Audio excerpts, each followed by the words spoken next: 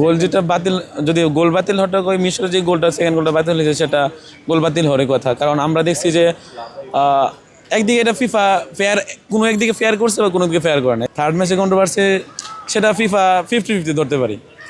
যেহেতু এমন ক্রুশাল টাইমে যেহেতু দুই দলের সমতায় আছে, সেই দল সমতায় থাকা সত্ত্বেও আর্জেন্টিনাকে গোলটা দিছে, সেটা একটু বাচ্চা একটা দরকার ছিল। লাস্ট ক্যাপ ভার্দের সাথে যে ম্যাচটা আমরা প্রায় হারতে হারতে জিতে গেছি, সেম কাজটা আজকে মরক্কোর সাথে, ইয়ার সাথে হয়েছে, ইজিপ্টের সাথে হয়েছে।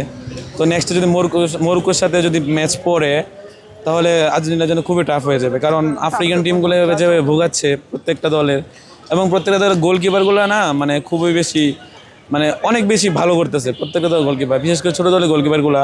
তারা ডিফেন্সিভলি মানে যেমন ভালো তেমন গোলকিপিং খুবই ভালো।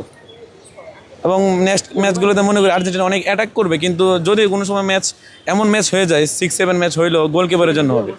ফার্ম ফ্রেশ পাস্তুরিত তরল দুধ, তোমাদের গোলকিপারের জন্যই ভুগতে হলে ভুগবে আর্জেন্টিনা, এছাড়া জিততে পারে। কালকের ম্যাচে কয়েকটি বিতর্কিত বিষয় আসলে সামনে আসছে, সালার ফাউলটা এবং একটা গোল বাতিল হয়েছে, সে বিষয়ে আসলে কি বলবেন? গোল যেটা বাতিল, যদি গোল বাতিল হওয়াটা ওই মিশরের যে গোলটা সেকেন্ড গোলটা বাতিল হয়েছে সেটা গোল বাতিল হওয়ার কথা। কারণ আমরা দেখছি যে একদিকে এটা ফিফা ফেয়ার, কোনো একদিকে ফেয়ার করছে বা কোনো দিকে ফেয়ার করে নাই। যেমন ব্রাজিলের দিকে চিন্তা করলে, ব্রাজিলে ভিন একটা গোল করছিল, তারপরে ওইটাও কিন্তু বাতিল হয়েছিল।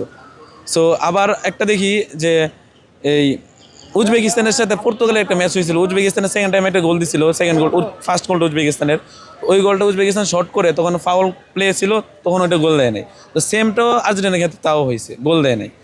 আর যদি আর্জেন্টিনা থার্ড ম্যাচের কথা, যে কন্ট্রোভার্সি যেটা হয়েছে, থার্ড ম্যাচের কন্ট্রোভার্সি সেটা ফিফা 50-50 ধরতে পারি। যেহেতু এমন ক্রুশাল টাইমে যেহেতু দুই দলের সমতায় আছে, সেই দল সমতায় থাকা সত্ত্বেও আর্জেন্টিনাকে গোলটা দিছে, সেটা একটু বাচ্চা একটা দরকার ছিল। তাও না আর্জেন্টিনা ম্যাচ বের করে নেই, সত্যি কথা এটা। আর্জেন্টিনা এমন নার্ভে খেলতে পারে, মূলত ফুটবলের 90 মিনিট নার্ভের গেম, যে নার্ভে যে আগাইতে পারবো সে ম্যাচ জিতবে। এমন নার্ভের গেম আমরা 2022 সাল থেকে দেখে আসতেছি। সৌদি আরবের ম্যাচ থেকে হারার পরে আর্জেন্টিনার প্রত্যেকটা ম্যাচে খুবই টাফ ম্যাচ গেছে, খুবই টাফ ম্যাচ। তো গত ওয়ার্ল্ড কাপের ফাইনালে সে ফ্রান্সের সাথে আর্জেন্টিনার একটা নার্ভ ম্যাচ ছিল, এই ম্যাচও নার্ভ, এবং ওয়ার্ল্ড কাপের সামনে প্রত্যেকটা ম্যাচে নার্ভে হবে। নার্ভ ছাড়া যে দল নার্ভে খেলতে পারে সেই দল জিতবে ভাই। মানে ব্রাজিল নার্ভে খেলতে পারে না, ব্রাজিল হেরে গেছে, লিড নিতে পারে নাই। যদিও নেইমার লাস্টে গোল করছিল, তো একটা এমন ছিল নার্ভে খেলা দরকার ছিল। আর্জেন্টিনা নার্ভে খেলতে পারে, এমন নার্ভে খেলা এই ওয়ার্ল্ড কাপে কোনো দল খেলতে পারবে না। আর্জেন্টিনার প্রত্যেক ম্যাচ নার্ভে খেললে আর্জেন্টিনা কাপ জিতবে, এটা আবার জিততে পারে। তবে মরক্কোর সাথে সামনে ম্যাচ বলে এটা খুবই টাফ হয়ে যাবে, এটাই ভাই।